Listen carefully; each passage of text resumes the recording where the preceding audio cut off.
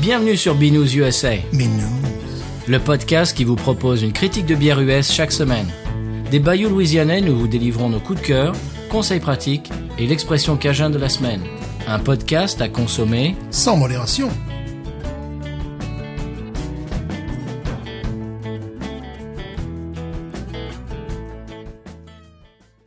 B-News USA is part of the Podcut family of podcasts. La vie est trop courte pour boire de la bière insipide de Binous USA, épisode 100. Moi, c'est Kevin. Phil et ARF.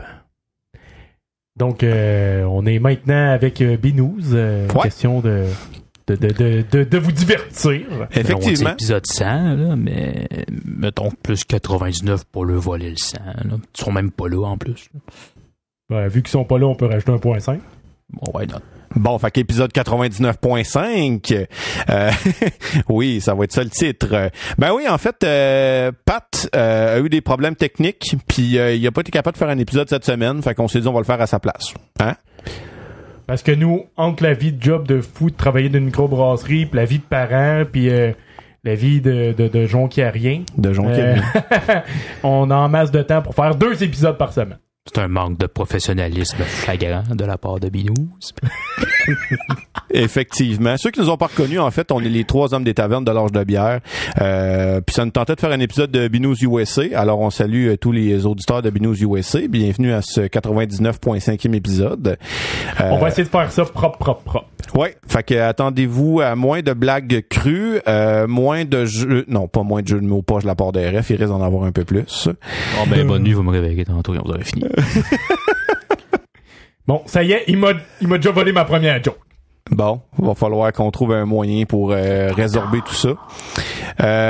Aujourd'hui, là, ça va être difficile de rentrer en dedans d'une heure, OK? Habituellement, à l'âge de bière, on fait des épisodes de 1h30, 1h40. Fait que les gars, va falloir être disciplinés aujourd'hui.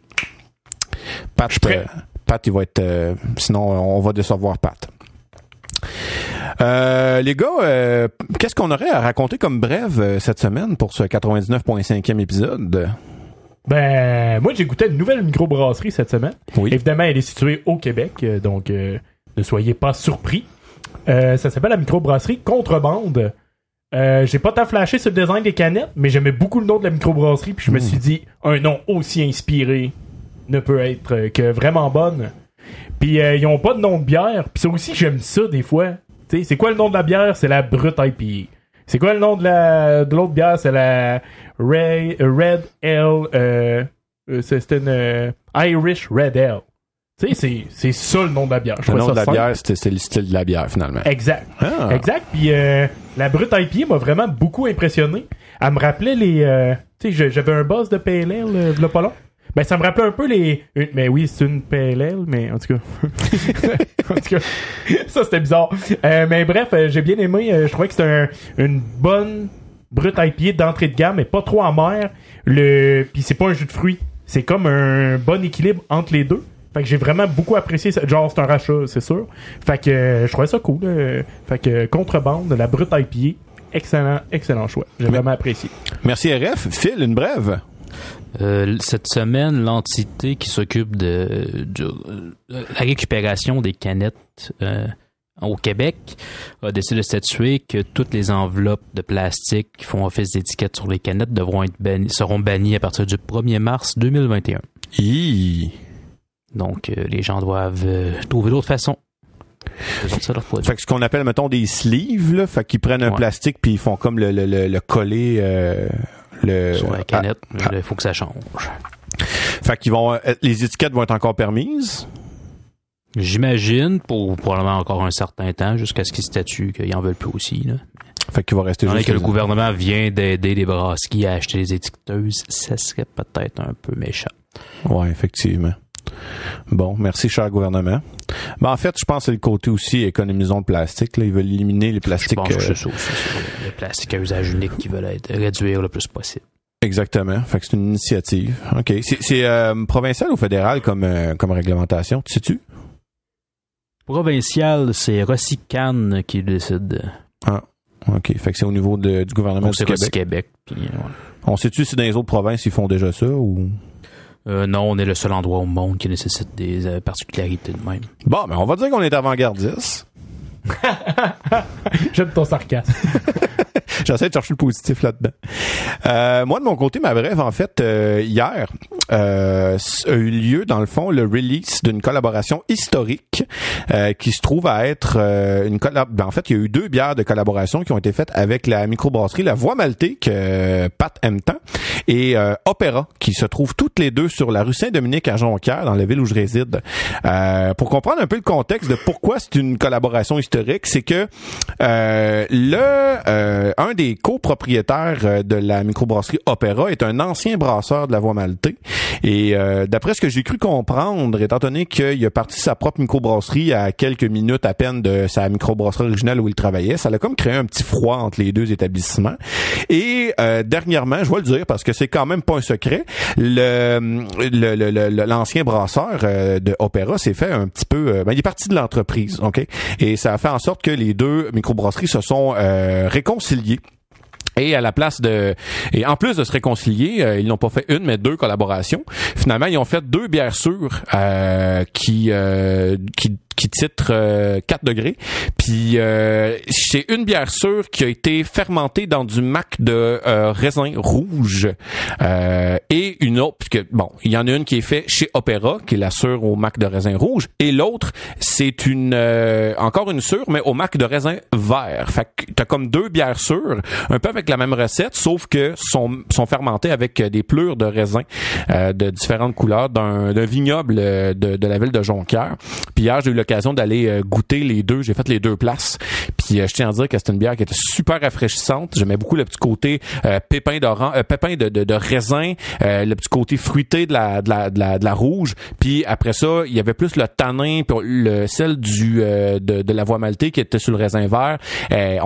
On sentait vraiment beaucoup le vin, là, le vin blanc. Là. Je sais pas l'odeur du vin blanc est quand même assez caractéristique. Là. Je suis pas très expert là-dedans, mais j'avais vraiment bien aimé être un petit peu moins sucré, un peu moins surette, mais à goûter un petit peu plus le raisin.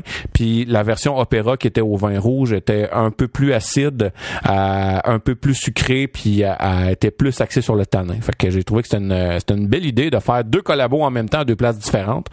Puis il y avait un concours, t'amenais ta facture t'amenais ta facture de Opéra à La Voie Maltée, puis ou de La Voie Maltée à Opéra, puis tu pouvais gagner des bières gratuites. Fait que c'était une belle initiative. Puis, donc si je comprends bien, il va y avoir une 3e microbrasserie qui va ouvrir un coin de plus loin, parti par le brasseur qui est parti. Ouais, peut-être. Non. Il va faire son chemin un coin de gueux à la fois. En tout cas, ces 2 bières-là, c'est sûr, ça allait être bon.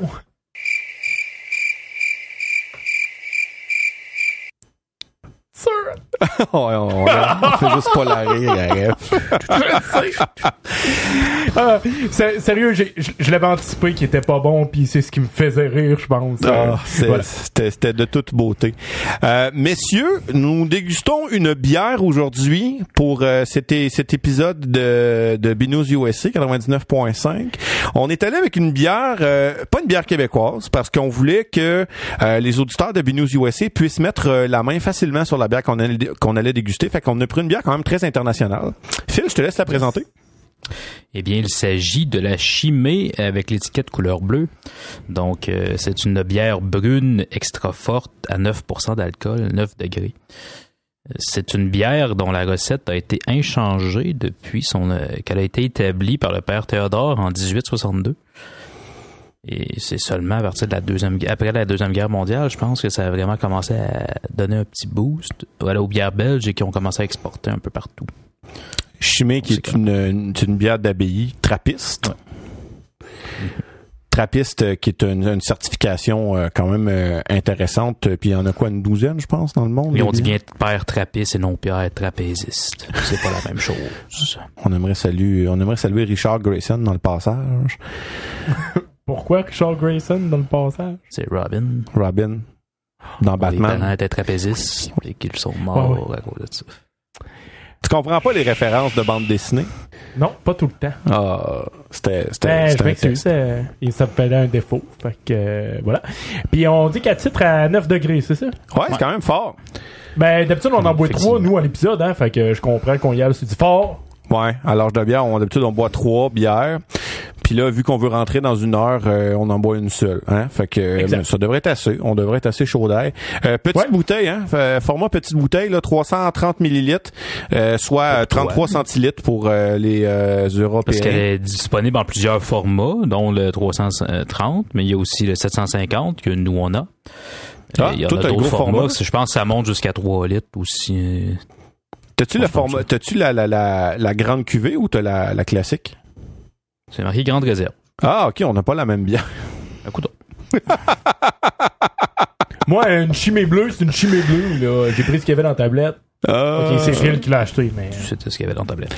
Bref, c'est pas grave, on comparera j'ai déjà bu quand même la Grande Réserve, fait que je vais pouvoir comparer avec. Mais penses-tu qu'il y a une bonne différence ou? J'ai aucune idée. La Grande Réserve, c'est-tu plus vieilli? Ou là, je me pose plein de questions sur ce qu'on va boire. J'ai aucune idée. En fait, on pourrait explorer. Dans le fond, je pense que la Grande Réserve, c'est une quadripelle.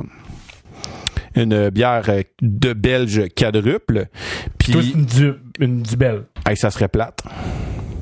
C'est pas ça? J'ai aucune idée. Je vais vérifier. Je vais faire la recherche pour vrai. Parce que... Non, mais Phil, il est déjà là-dessus. Fait qu'on peut juste... continuer. Toi, y a-tu un texte en arrière de ta bouteille, Kev? Y a-tu quelque chose? Ouais, ben genre, en fait, je peux... À part le 1862 là, que Phil vient de lire. Mais... Ce que ça dit, moi, bref, c'est que le logo trappiste certifie que la L est produite au sein d'une abbaye trappiste sous le contrôle de la communauté monastique et que l'essentiel des revenus sont destinés à l'entraide sociale. La chimée bleue exprime toute sa puissance et la complexité d'une L trappiste équilibrée. Dans le fond, pour faire un rapide retour sur qu'est-ce qu'une bière trappiste certifiée, c'est que les ingrédients et tout ce qui est utilisé pour faire la bière se retrouve à l'intérieur d'une certaine distance de l'abbaye où ils font la bière, puis c'est super sévère. Fait que ça prend l'eau là, l'orge de l'endroit, le malt de l'endroit, ça prend tout ça. Puis ils produisent la bière sur place. Ils ne doivent pas faire de profit avec cette bière-là. Ils la vendent pour entretenir la place, finalement, entretenir le monastère, et les surplus sont donnés aux communautés extérieures.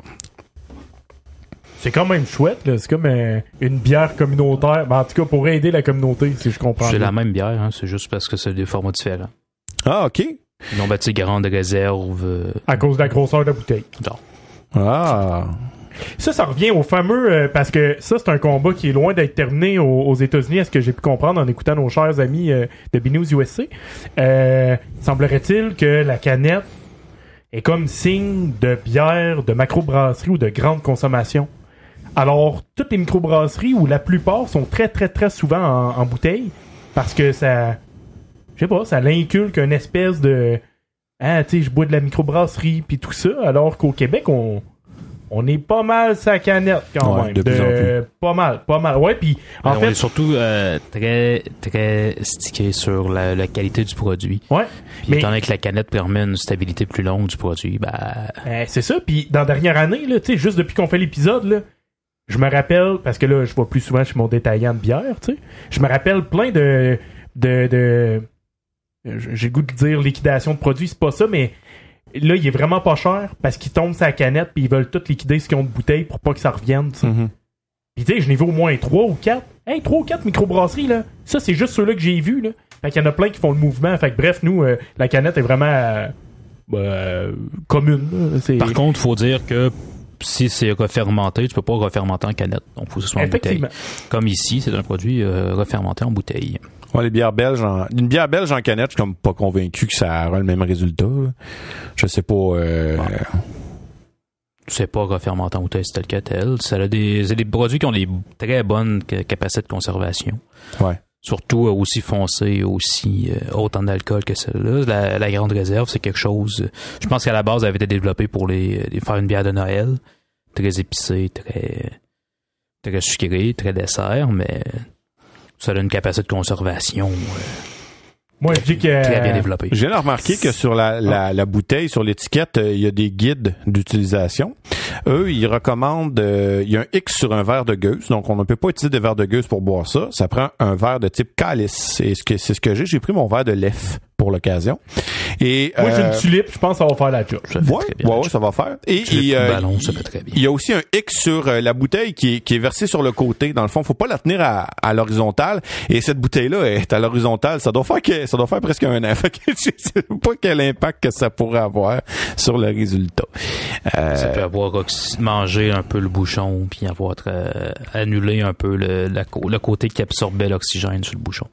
Mais lui, un bouchon normal, tu sais. Ouais, mais même ici, ils disent de la garder debout. Ça, c'est probablement pour pas que la levure se ramasse non plus dans le bouchon.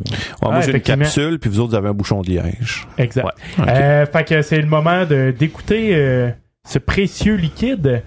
C'est le moment de la AS bière. Donc, la AS bière. AS bière. Donc, c'est une référence au ASMR. Pour... Alors, on fait le push. J'aime la petite fumée qui sort du goulot. C'est beau. Alors, on verse ça dans le verre.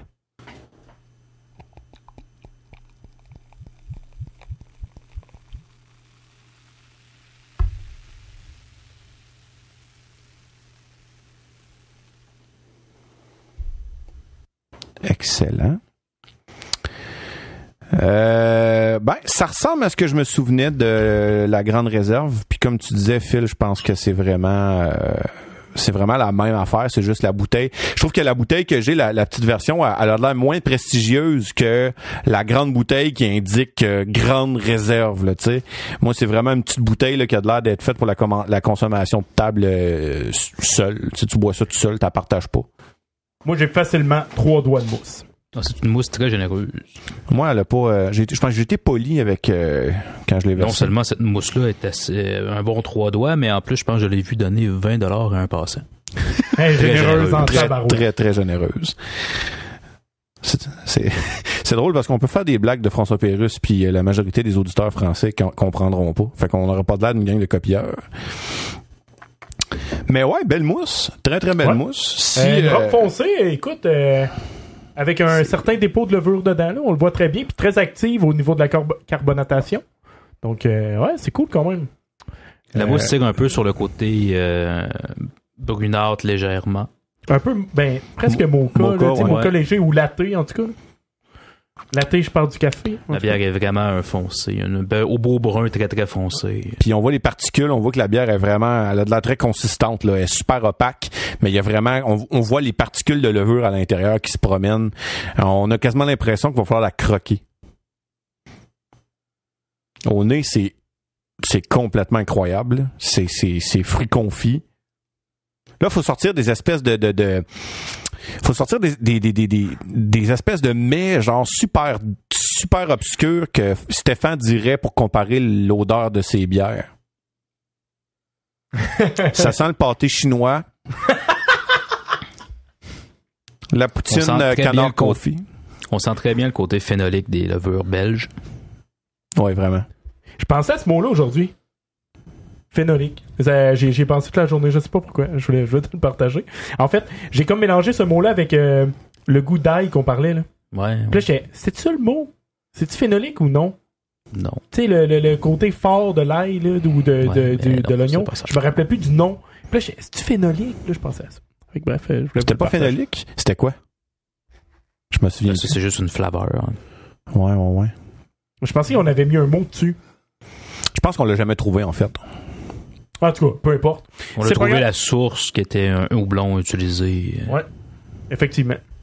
Ouais, l'épisode 92 de Binous. Ouais, mais je pense que la source, je l'ai citée dans un épisode de l'Orge de la bière. Donc, vous allez devoir aller écouter nos épisodes. Au complète. Ouais, parce que je vous dis pas dans quel numéro.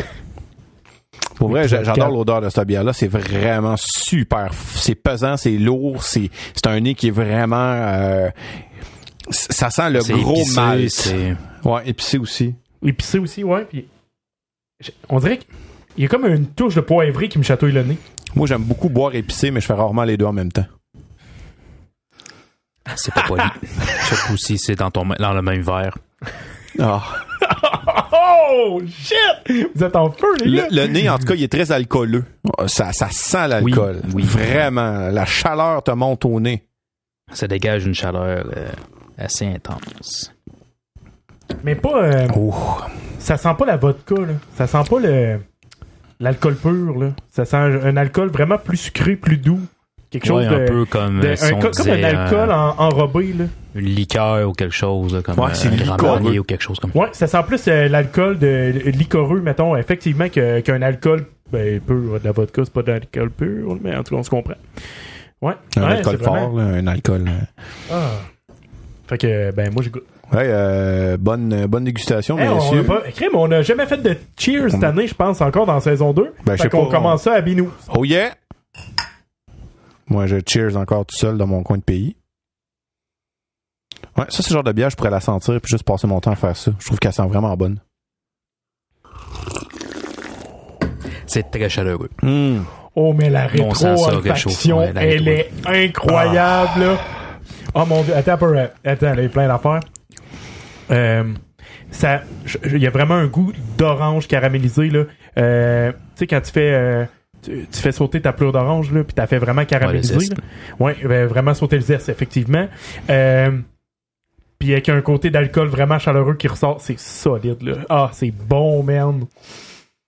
On devrait faire tout le contraire de Stéphane puis juste dire comme une crédiblice, elle est bonne. Elle est vraiment bonne. Non. On salue Arthur et Thomas au passage.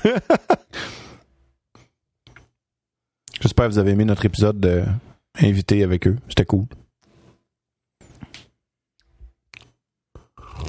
On a quand même un bon côté sucré, mais c'est pas agressif. L'équilibre est quand même extrêmement bien fait. Ça tombe pas sur le cœur. Non, ça tombe pas sur le cœur, puis c'est pas comme un sucre candy, un sucre rajouté maltose. Tu sens vraiment que c'est un sucre créé par les maltes, puis qui est là. Je sais pas qu'est-ce qu'ils mettent là-dedans dans ces quadrupelles là, mais ça devient tellement crémeux sur la langue. Là. Ouais, effectivement, on dirait en fait un sucre, tu sais, de tarte aux pommes là. C'est ton fruit qui a fait une partie du sucre, là. Un caramel de fruits. Ouais, genre, exact. Comme un... Ouais, c'est ça. Mais je me doute que c'est le malt et tout ça, tu sais, là, qui donne cette impression de flaveur-là. Là. Tu sais, je pense pas qu'il y ait des pêches dans cette bière. Moi, je sens le gâteau. Ils sont très ouverts sur les ingrédients qu'ils utilisent. Tu sais, le gâteau au rhum, là, le gâteau séché au rhum qu'on fait souvent là, dans le temps des fêtes, aux fruits. Ouais.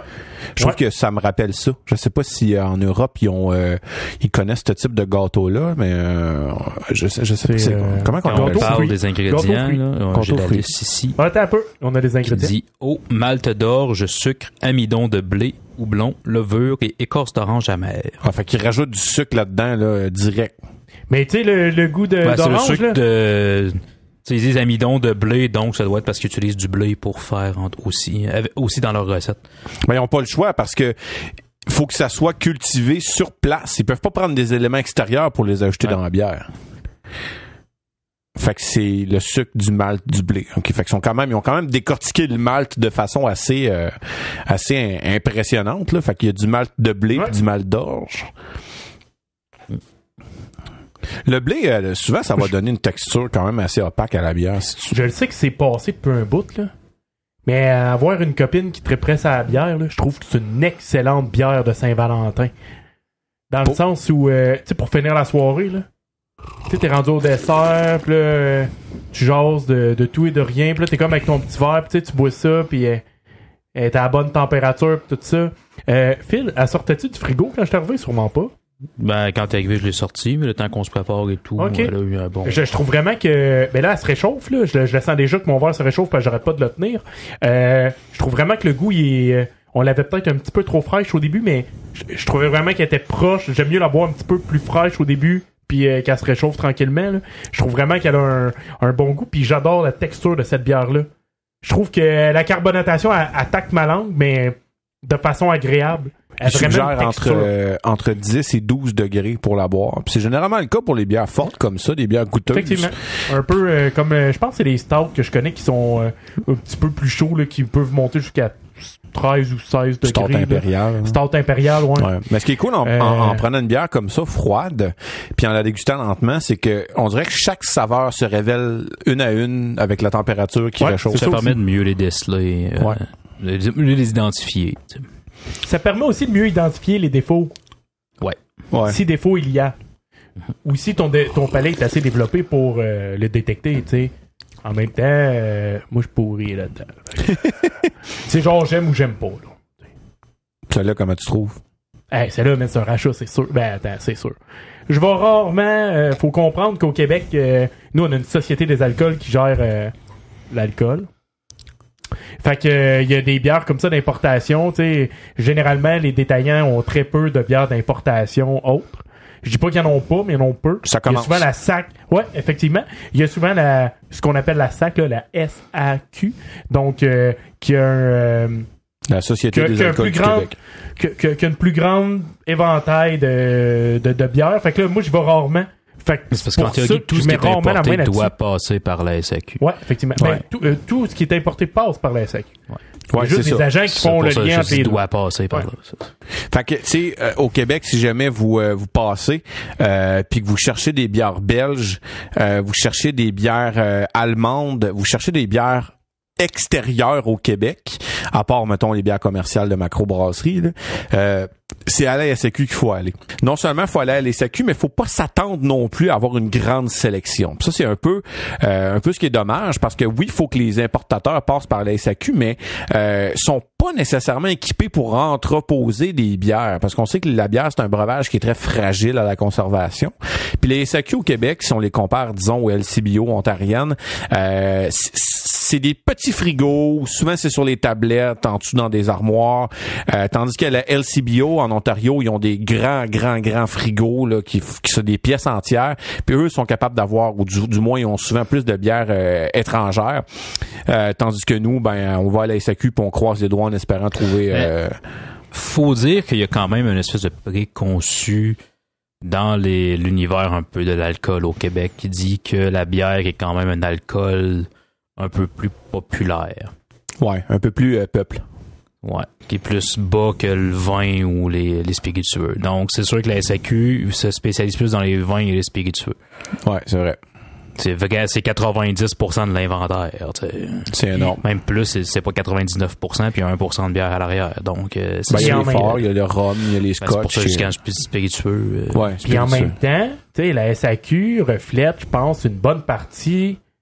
Tu sais, je pense que c'est 50-50, reflète une partie de leurs employés, puis reflète une partie de la société d'État. Moi, je pense qu'un employé qui est vraiment motivé dans la bière, puis qui se développe une clientèle, puis il dit non, écoute, je sais que ça va passer, puis tu sais, c'est un peu comme un disquaire ou un libraire ou un, tu sais, il sait le stock qui va passer, puis il sait comment le vendre. Ouais, il va le commander. Fait là, il va connaître ses clients, puis son stock va rouler autant que les autres. Là. C'est juste qu'il va en avoir moins, peut-être. Je pense pas qu'ils disent du jour au lendemain, hey, on te donne 20 pieds de frigo, là. Remplis ça. Ça sera pas ça, là. Non. Mais ça peut être intéressant. Ouais, effectivement, on a parlé en système impérial quand on a parlé de grosseur de frigo. Au Québec, on est un peu mélangé dans les mesures. On est sur la ligne. Ouais, c'est ça. On est un petit peu trop proche des Américains pour être complètement métrique. Effectivement. Sinon, ça me fait penser à un conseil de voyage, mais très bref. Ouais. Ben, tu veux pas le garder pour tantôt? Non, je le fais direct là. OK. C'est conseil de voyage bonus! Au lieu d'acheter une bière belge au Québec, une bière d'importation qui vient d'ailleurs, achetez une bière de style belge fait au Québec. Oui, c'est vrai. Puis gâtez-vous, tu sais, allez dans des boutiques spécialisées, puis informez-vous, puis eux vont être capables de vous rediriger s'il y en a une dans l'endroit où vous vous dirigez. Sinon, ben prenez un guess. Il y a pas de bière trappiste au Canada. Effectivement, ça, Il existe des abbayes trappistes, sauf que ils ne font pas de bière. Il y en a une dans ma région, dans le coin du Saguenay-Lac-Saint-Jean, qui fait des fromages, mais ils ne font pas de bière. Tu devrais les convaincre qu'ils fassent de la bière. Ou au moins de l'hydromel. Je vais aller les voir demain. Yeah! Yeah! Écoutez-moi bien les pires, là. Moi, vous montrer comment ça marche. Mais souvent les bières trappistes, oui, c'est fait à l'intérieur des abbayes, mais contrairement à ce qu'on pense, c'est pas genre des grandes barriques de bois brassées à la main et tout ça. C'est vraiment des grosses brasseries industrielles, parce que la chimie, c'est quand même distribué à grande échelle. Il y en a quand même beaucoup dans le monde. Puis il faut s'enlever un peu l'image là de la brasserie là dans des murs en briques dans un abbaye médiéval. Là. Ils ont vraiment des technologies à la fine pointe, mais ils utilisent les ingrédients puis la méthode de brassage traditionnelle. Fait que là, ils sont plus équipés pour faire du volume, mais supposément que la recette n'en est pas altérée. Je suis triste. Ouais. Toi, t'avais une image préconçue puis. Ah ouais, j'avais le gars avec sa rame là, puis qui brasse une grosse tube en bois là. Et non. Puis c'est pas nécessairement aussi les pairs trappistes qui brassent, mais vraiment des professionnels de la bière qui sont supervisés par des pairs trappistes. C'est tellement brise-rêve.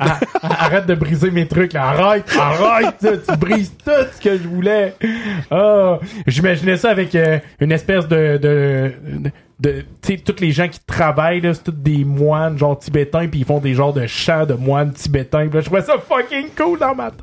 Ben, pas les moines différence entre les moines je sais. Puis les moines chrétiens. J'imaginais juste l'environnement sonore qui se créait, mettons. Je t'annonce que ceux qui font cette bière-là ne font pas de kung-fu. Ouais, shit. À la limite, c'est des messieurs avec des cordes à la place de la ceinture puis ils ont une petite couronne de cheveux, tu sais. Mettons que tu veux garder... mais ça, c'est pareil. Ouais, ça, c'est pareil. C'est cool. C'est pas que je voyais ça. du frère Toc, là, c'est ça. Ouais, c'est ça que je voyais. Genre, salut, moi, dans la vie, je bois de la bière, je mange du pain puis je bouffe du fromage. Et mine de rien, si ça avait pas été des moines, l'industrie de l'alcool n'aurait vraiment pas le même visage. Effectivement. Parce que malgré que la bière existerait quand même, c'est eux qui ont développé la distillation et qui l'ont amenée partout en Europe. C'est quand même une belle job. Bon, ben, bravo les frères. Je vais faire un commentaire très anti-religion, mais bon, au moins la religion a fait quelque chose de bon. Ça veut dire de l'alcool. La religion, ça a fait plein de bonnes affaires. Ouais. Des génocides, ça rentre-tu là-dedans? Ouais, non, ça, c'est les hommes de la religion. Ouais, c'est pas la religion. On lancera pas le débat de la religion aujourd'hui, je pense. Ça serait un terrain glissant. De toute façon, on peut le faire chez nous, mais le faire chez les autres, c'est un petit peu plus... Ouais, c'est ça. Exactement. Ouais, on dérape, là. Suis le planning. On n'est pas chez nous, hein. J'ai pris des notes. En fait, on est chez Binous. Ce qui est drôle, c'est que là... ça pourrait être ça, le gag, les gars. Toujours chez Binous. Toujours chez Binous, ouais. Toujours chez Binous. Mais là, ce qui est quand même comique, c'est que là, au moment où on se parle, c'est un peu ça qui est drôle, c'est que Binous, dans le fond, Pat et Stéphane savent absolument pas ce qu'on fait. C'est vraiment une surprise. Puis au moment où ils écoutent cet épisode, ils le découvrent à mesure. Fait que on a un peu qu'on enregistre, mais ils savent qu'on enregistre. J'ai écouté des épisodes de Binous puis j'ai fait un espèce de calendrier de leur habitude, fait qu'on va essayer de la suivre. Là, selon le planning, on serait rendu, si vous êtes d'accord, à donner les wawarons à cette bière-là. Oh, les wawarons, les grenouilles! Nous, on va appeler ça des grenouilles parce que c'est ça, hein, on a notre propre version. Fait que nous autres, on va donner des grenouilles. Fait qu'on va grenouiller cette bière-là. Comment tu dois... C'est un maximum de 20 wawarons. Non, moi, je donne pas l'échelle. Mais étant donné je donne un chiffre, je donne aucune échelle qui va avec. OK, c'est bon. Phil a pas d'échelle. Phil a pas d'échelle. Phil a pas d'échelle. Moi, j'en ai une. Non, j'ai peur des hauteurs. OK, c'est bon. Moi, c'est 19.5. Bon, parce qu'on est dans le 99.5. C'est 19... Non, mon échelle maximum. Ah, kiki, c'est comme je pensais que tu donnais 4... c'est pas sur 20, ils feront le ratio, là. Ils feront le ratio. Fait que moi, c'est un... 13 grenouilles. 13 grenouilles sur 19.5. Ouais. Parce que c'est pas mon style de bière préféré. Okay. Fait que déjà là, c'est sûr que... Mais j'apprécie vraiment ce que je bois en ce moment. Tu sais, c'est... Parce que tu savais que si je compare, mettons, avec les notes que les autres donnent, 13, là, c'est des notes de macrobrasserie puis de petites bières pas très bonnes. Pour vrai? Ouais. Shit, ça faudrait que je monte. Ça veut dire qu'eux autres, ils ont beaucoup de bière dans le 16-17. Ouais, c'est ça. Ça va jouer, mettons, 15, 16, 17, c'est dans les très bonnes bières. OK. Ben, elle est très bonne, mais c'est pas ma préférée. Puis ma préférée serait, mettons, un 17-18. Fait que je vais dire que je donne 15. 15, Voilà, OK. j'ai 15 grenouilles. 15 grenouilles, c'est bon. Sur 19.5, on le rappelle. Sur 19.5, on se rappelle. Ouais. Autant qu'on est 99.5 et non l'épisode. Exact. OK, j'aime ça. Fait que, Phil, sur une échelle de 0 à ce que tu veux, tu On donnerais sait combien de grenouilles? 8564.2. Je pense qu'elle va s'étouffer. Elle est moins bonne quand elle remonte dans le nez. Ah! C'est pas ça la rétro-olfaction à RF, hein. C'est pas la bière qui doit remonter dans le nez, c'est l'air après que t'ailles avaler ta bière. Bon, ben, sur cette note très imprécise, moi, en fait, je vais donner une note sur 19.5 aussi. Et, je dirais que j'irais plus haut. J'irais à 17.5 sur 19.5. Parce Mais que toi, c'est ton style qui te plaît déjà quand même pas mal. Oui, c'est un style que j'aime beaucoup, les quads. Ce qui me dérange dans cette bière-là, en fait, puis c'est la force qu'elle a. C'est une bière qui a énormément de complexité, énormément de saveur, mais elle a pas une grosse buvabilité. Tu sais, c'est une bière qui se boit très lentement, déjà que je bois pas vite. Fait que ça, j'ai pas fini ça demain matin, là. Ben oui. Ben oui, je vais l'avoir fini demain matin. Hein. Mais c'est une bière qui, je trouve qu'elle manque de buvabilité, mais elle est très bonne. Je trouve qu'elle a vraiment des saveurs intéressantes, très maltées, très céréalières, très fruits confits, très liquoreuses. Puis tu goûtes l'artisanal. Tu sais, tu goûtes vraiment le travail qui a été fait là-dedans, puis l'âge que ça a. Tu goûtes vraiment le classique. Pour avoir bu d'autres bières trappistes, puis d'autres quads comme la White Veteran 12, je trouve qu'on va vraiment aller chercher toute l'espèce de le grain. Je sais pas comment tu goûtes le grain, mais une texture profonde de grain. Tu sais, un peu comme on dit, on écoute de la musique puis on aime le grain que ça a, là. Tu sais, on écoute un vinyle, ça a un petit grain qui est intéressant puis ça donne un côté un peu nostalgique, vieillot. Ben, c'est un peu le même principe. C'est pas une texture, mais c'est comme une impression. Un mouthfeel. Je sais pas si... Je comprends. Ouais, je pense que... Ouais, je pense que tu l'as bien illustré avec le vinyle. Fait que ouais, là, je t'allais te rejoindre un peu plus avec ça. Ouais. Excellent. Fait que ouais, 19 sur 19.5, je mettais 17.5 grenouilles. Beaucoup de grenouilles. Beaucoup de grenouilles. C'est beaucoup de grenouilles. Si on additionne, ça fait 8000. On a 8000. Yeah! On a battu tous les scores de grenouilles de Binous. Yeah! C'est beaucoup de grenouilles. Je pense que, messieurs, ça serait le moment de passer au conseil de voyage. On passe au conseil de voyage.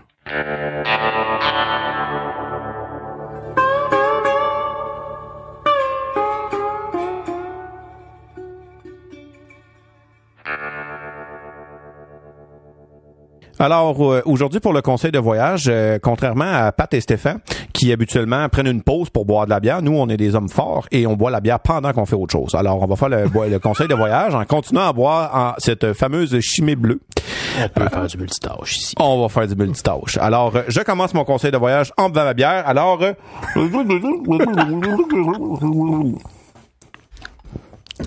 J'aurais besoin que Ça veut dire que quand vous prenez une bière, n'oubliez pas de prendre votre petit snorkel, comme on dit en bon français. Snorkel! Un pour masque. être capable de communiquer avec les autres. Ben oui, non, c'est un tuba en français. Un tuba, exactement. Le mot m'a échappé. Et non l'instrument. Justement, Pat m'a envoyé une photo d'un homme qui transporte un tuba qui ressemble mauditement à Phil. Ah oui, pour vrai? Fuck, il l'a trouvé. Mais si vous voulez faire... moi, je vous donne ça tout de suite. Si vous voulez faire caler de la bière avec un tuba, préalablement, vider le tuba. Arc. Parce que les cuivres, ça accumule de l'humidité. Je vous dis ça de même. Ça de même. Donc, ouvrez la soupape un peu avant. Ouais.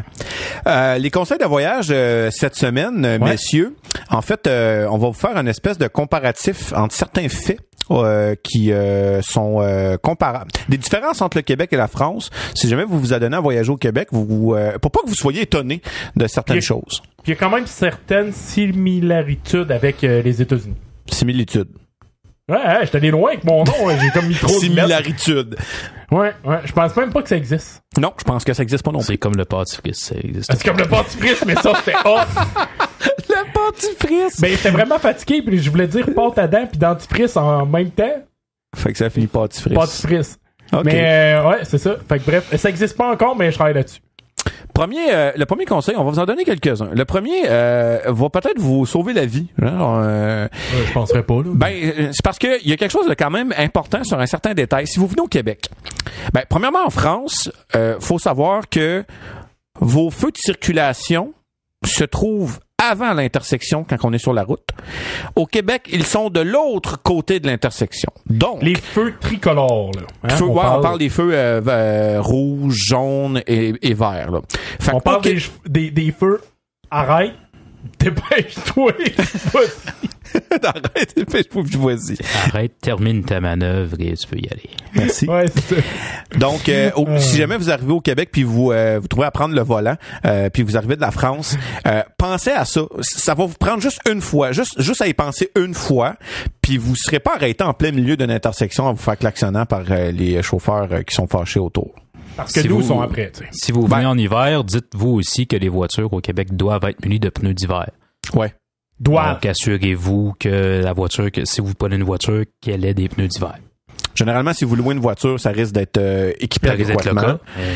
Mais sachez qu'il y a des tires, comme on dit dans notre beau langage, qui sont faits pour l'hiver, qui glissent moins. Alors, si vous n'avez pas de tires d'hiver puis que vous freinez à une lumière, ça se pourrait que vous vous rendiez de l'autre côté quand même. Et si vous êtes plus américain, il se pourrait que vous connaissiez le terme pneu 4 saisons, qui est un terme qu'il ne se peut pas au Québec. Ouais. C'est un terme qui est inexistant au Québec. Donc, si vous êtes américain, vous dites « Ah, mais c'est correct, j'ai des 4 saisons, tout ça. » Au Québec, ce terme n'existe pas. C'est des pneus 3 saisons et des pneus d'hiver. Ouais, exactement. L'hiver, ce n'est pas une bonne idée de venir en espadrille. Ça dépend de la période de l'année. Prenez des bottes. Non, mais l'hiver, oublie ça. Ça dépend. Tu sais, Montréal, pour vrai, c'est de la slush. Ben, c'est un mélange d'eau et de neige rendu là, donc tu peux quand même te ramasser avec les pieds mouillés assez rapidement. Et l'hiver, c'est un peu plate. Hein? Je pensais que t'allais dire que c'est un mélange d'eau et de haine. Je trouvais ça beau quand même. Oui, un peu aussi, je pense. Ouais, je trouve ça cool. Dans les restaurants, si jamais vous allez manger dans un restaurant là, il y a plusieurs affaires québécois. Il y a deux choses importantes à comparer entre la France et le Québec. Au Québec, soyez pas surpris si on vous remet une addition chaque. Si vous êtes 4 puis que vous allez manger à un endroit, ils vont vous remettre par réflexe et par automatisme 4 additions. Sauf si vous avez des enfants, généralement ils les mettent avec l'un des parents. Là, mais, si vous êtes un couple, d'habitude, ils demandent le nombre d'additions. Ça se peut qu'ils vous le demandent. Ils vont vous poser probablement la question si vous êtes en couple ou si vous semblez une famille. Fait que ça va pas de soi qu'ils vont vous donner une seule addition. Ils vont vous proposer ou souvent ils vont vous dire les factures, ça marche comment? Ça pourrait arriver. Exact. Sinon, dans un restaurant aussi, lorsque vous regardez le menu, sachez que les taxes ne sont pas inclus dans le prix que vous allez constater sur le menu. Donc, au Québec, il y a des taxes, puis elles doivent être ajoutées au prix qui va être indiqué dans le menu. Et ceci amène au dernier point. J'imagine, Kevin, que tu voulais en parler aussi. Oui, c'est ça. Dans le fond, sur la facture que vous allez recevoir, parce qu'une addition, chez nous, on appelle ça une facture. Le pourboire n'est pas inclus. Vous devez vous-même inclure le pourboire. Généralement, on va y aller soit à 15 ou 20%. 15, ça veut dire qu'on a eu un bon service. Pour le truc qu'on peut vous donner, ce qui est facile, si jamais vous êtes pas sûr, vous voulez calculer rapidement, regardez le montant de la taxe puis rajouter encore ça fait à peu près 15%. La grosse caractéristique du Québec, c'est que la serveuse ou le serveur est imposé sur 7% des montants de ses ventes. Donc, ça veut dire que si vous lui donnez moins que 7%, il doit payer pour vous servir. Ouais. C'est plus ou moins vrai, mais c'est pas loin d'être vrai. Ouais, mais c'est... Approximativement, oui. C'est ça. RF, t'as l'air de quelqu'un qui va donner plus de détails. 7%, bien souvent. Ben, en fait, c'est supposé être le montant réel. Ouais, c'est ça. C'est supposé être le montant C'est le réel. minimum 7%. Okay. Fait que quelqu'un pourrait prouver que c'est en bas de 7%. Puis il pourrait avoir gain de cause, puis il serait imposé sur son juste salaire. Quelqu'un pourrait aussi... il y a certains restaurants qui savent que c'est plus payant. Genre un bar, c'est plus que 7%. Eux, souvent, ils mettent un montant plus élevé. C'est un 18 ou un 20% parce qu'ils savent que c'est plus élevé que 7. Fait qu'automatiquement, le serveur va être imposé, ou en tout cas, sur, mettons, 20%. Fait que si vous donnez 5% parce que c'est un service pas bon, lui, il vient de payer de l'impôt sur un salaire qu'il n'a pas eu. Ouais. Mais c'est sûr, surtout pour dire, parce que dans la plupart du monde connu, personne impose les montants du pourboire. Ouais, c'est juste au Québec. Et nous, oui. Donc, Effectivement. Puis, c'est important de le mentionner. Non seulement on l'impose, il y a aussi toutes les retenues à la source. Ben, je rentrerai pas là-dedans, mais il y a beaucoup de trucs qui sont impactés par ça. Puis, il y a beaucoup de filets sociaux qui sont financés, entre autres, par ça. Fait que, tu sais, ça a du bon, pis ça a du moins bon. Voilà. Ça a du bon, pis ça a du moins bon. Dernier détail, si jamais vous louez un appartement au Québec, sachez que la façon dont ici on calcule la grosseur d'un appartement, c'est par sa quantité de pièces. Donc, on va dire par exemple un 4,5. Un 4,5. Un 4,5, ça veut dire que tu as 4 pièces et une demi-pièce qui est la salle de bain. Donc, contrairement en France où c'est calculé en mètres carrés, là, nous, on y va par la quantité de pièces. Fait que deux 4,5 peuvent être très différents. Ils peuvent être un 4,5 peut être 2 fois plus gros qu'un autre 4,5, tout dépendant de la façon que c'est divisé puis comment que c'est placé. Autant qu'un 1,5, qui est une grande pièce avec une salle de bain, peut être un studio énorme, mais peut aussi être un garde-robe dans lequel tu fais pipi dans un bol. Fait que les prix d'appartements, tu sais, ils se comparent entre prix qui se ressemblent, mais c'est pas vrai, nécessairement entre nombre de pièces. Tu sais, tu peux comparer deux 4,5, mais ça se peut qu'ils soient totalement différents puis pas la même chose du tout. Ouais, il faut avoir 300 pièces de différence par mois. Effectivement. Fait que c'était pour les conseils de voyage. Yes. Avez-vous des coups de cœur, les gars, que vous auriez à parler, dans le fond, avant qu'on passe à la section musicale? Qu'est-ce qui s'est passé? Un petit coup de cœur, une découverte que vous avez faite dernièrement qui vaudrait la peine d'être soulignée? Oh là là. J'y avais comme pas pensé à celle-là. J'avais oublié dans le... Ouais, attends un peu. Toi, Kev, t'en as-tu un pendant le temps qu'on réfléchit? Ouais, ben en fait, moi c'est un peu un espèce de retard sur quelque chose de quand même assez légendaire. C'est une série télé en fait. Je me suis adonné à écouter la série The Office, qui la version américaine dans le fond qui s'appelle The Office. Puis c'est une série vraiment drôle. Mais il faut survivre la première saison. C'est quand même assez vieux, je pense que ça date de 14. En tout cas, Non, c'est 2009. C'est plus début 2010, fin 2000. Puis dans le fond, c'est plutôt que ça. Pour ceux qui ce que j'aime bien avec The Office, c'est que c'est une série qui est super légère, dans le sens où que c'est des épisodes d'une vingtaine de minutes où il se passe des petites histoires un peu individuelles. Oui, une certaine continuité, mais on va quand même relativement garder un peu la même recette, puis t'as pas besoin d'avoir écouté les autres d'avant pour comprendre ce qui se passe dans celui-là. Puis dans le fond, c'est une gang d'employés de bureau qui travaillent dans une compagnie de papier, qui vendent du papier.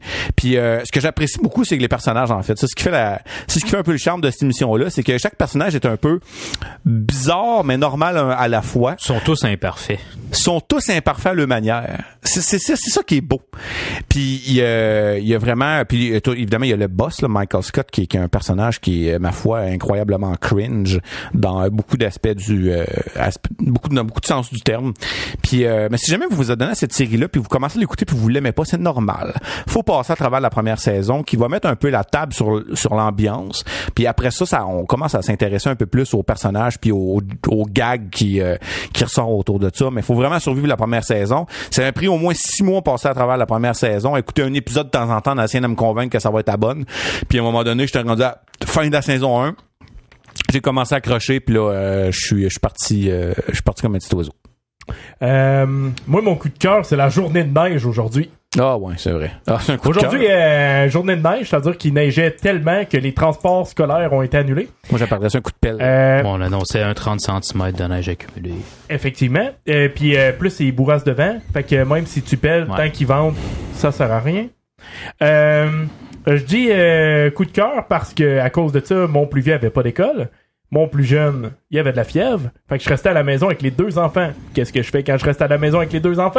Tu bois de la bière? Non. Ni l'une, ni... Non. Je rattrape les séries de comics que j'ai pas le droit d'écouter quand ma blonde est là. Fait que là, j'ai fini Glitch Tech. Une série sur Netflix. C'est quand même vraiment cool parce qu'elle est basée sur les jeux 8, 16 puis 32 bits. Puis je trouve ça vraiment drôle de voir une série. Puis c'est comme, tu sais, quand t'as une cassette de Super NES qui buzz, là. Ben, eux, c'est comme des techniciens qui viennent réparer ça, mais le buzz, il sort de la télé. T'sais. Puis là, il détruit le vrai monde. Puis eux autres, ils ont comme des... un peu comme Men in Black, là, ils ont comme des flashouilleurs, là. Bref, comme dans Men in Black, là, ils effacent ça de l'esprit des gens, mais ils réparent des glitches, là, mais en les réparant, ils les combattent, pis tout ça, mais dans le monde réel. Bref, je trouvais le concept quand même cool, ok, juste une saison, puis je pense pas que ça mérite de saison 2. Mais vite de même, là, les 10-12 épisodes que c'est là, j'étais comme... Bah, ça fait le job. Pour vrai, c'était divertissant, pis c'était cool. Fait que, c'est ça, double coup de cœur. Journée de neige, puis j'ai pu finir Glitch Tech. Glitch Tech, ok, cool. Ouais, cool. voilà. Phil? Je vais rester dans le domaine du spectacle. Je sais que j'en ai déjà parlé, je l'ai déjà dit, je ne m'en cache pas. C'est l'exoconférence d'Alexandre Astier. Je l'ai réécouté parce que je le réécoute je pourrais le réécouter aux 2 semaines parce que c'est tellement excellent. C'est une conférence humoristique, scientifique et musicale sur, entre autres, l'astrologie, la vie extraterrestre, etc., etc. C'est hyper fascinant. C'est un voyage absolument magnifique à faire. Effectivement. Disponible sur YouTube, j'imagine? Oui, je pense qu'il l'a en DVD aussi. OK. Bon. C'est trouvable. Je l'ai jamais écouté, il va falloir que je m'y mette. Es-tu bien longue? C'est, je pense, 1h30, 2 heures. OK, quand même. Ça s'écoute très bien parce que tu rentres dedans. Puis c'est la même personne qui a créé Kaamelott. Oui, Alexandre Astier, tu l'as c'est très humoristique. Il est vraiment bien capable d'aller nous chercher. D'ailleurs, on a tous très hâte au film. C'est même pas difficile de s'asseoir puis de le regarder d'un bout à l'autre. Tu viens de me donner le goût d'écouter Bref. Ouais. Je viens d'avoir un buzz là, parce qu'on a dit Alexandre Astier, c'est le roi. Puis là, j'ai comme eu la petite pause dans Bref là où non mais je suis le roi. Je suis le roi. Ouais. Puis tu viens de me donner le goût. Je pense que je me reclenche. Bref. Tu l'as vu sur la galette. Je vous en reparle dans le prochain épisode de L'Âge de bière. Bon, excellent. Merci, messieurs. On pourrait peut-être se lancer sur une séquence musicale. Je pense qu'Aref, t'avais quelque chose à nous présenter. Ben ouais, moi j'allais dire un ami. Ok, je le connais pas pour vrai, quoique j'y ai déjà parlé. Bref, dans ma petite ville au nord du Québec, je suis dans un festival. Puis je l'ai contacté aujourd'hui. C'est un artiste qui s'appelle Tire le Coyote. Donc, un artiste québécois, folk, qui a quand même une bonne inspiration country. Puis je me suis dit que ça fit très bien avec le concept de l'émission, tout ça. Fait que je voulais vous partager une petite saveur locale. La chanson qu'on va écouter, on a les droits. Donc, il faut juste dire vraiment très souvent que c'est Tire le Coyote. Tire le coyote. C'est ça. Hein? Puis c'est ça, c'est Tire le Coyote avec une corde ou avec un fusil? C'est genre violence animale? Non, c'est genre... j'essaye de le dresser, mais c'est pas clair. OK. Phew. Il essaie de donner de la tire d'érable au coyote. Ça fait très canadien. Le nom de l'album, c'est Mi-temps. Puis la chanson qu'on va écouter, c'est Calfeutrer les failles. Bon, ben écoutons ça à l'instant.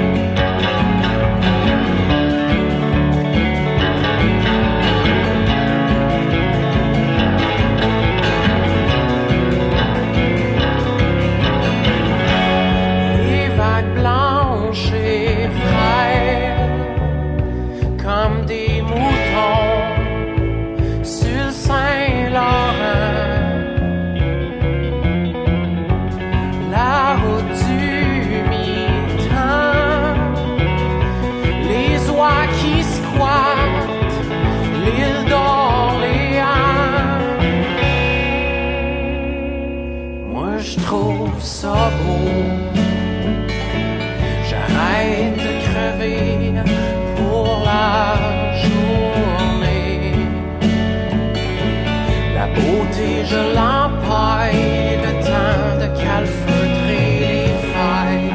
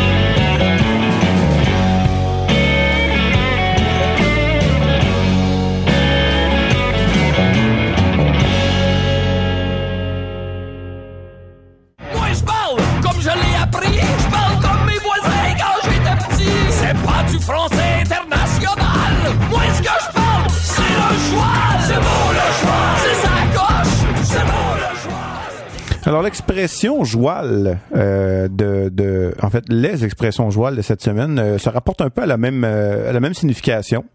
Yes. Alors, qu'est-ce qu'on dit au Québec quand on est tanné? J'en ai plein mon truc! J'en ai plein mon truc? J'en ai plein mon casque.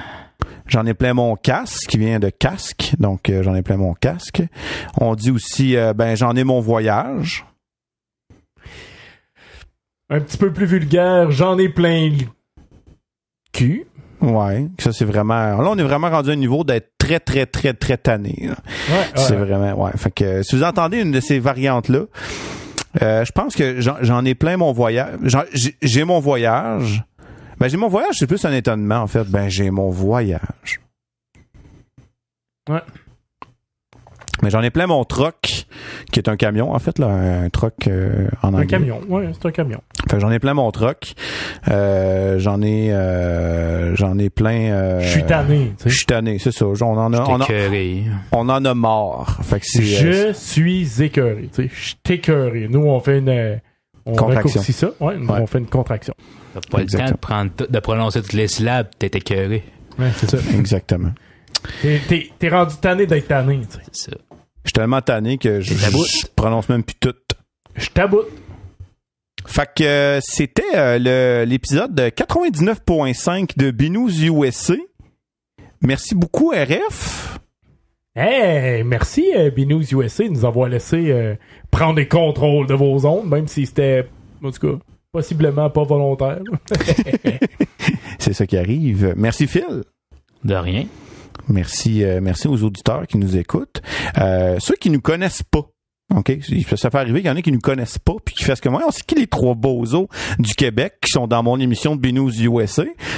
Eh bien, en fait, nous sommes les animateurs du podcast L'Âge de bière, cousin de B-News USA. Podcast de dégustation de bière de macro et micro-brasserie, bière commerciale, bière d'importation, bière mondiale, mais surtout de la bière de micro-brasserie québécoise.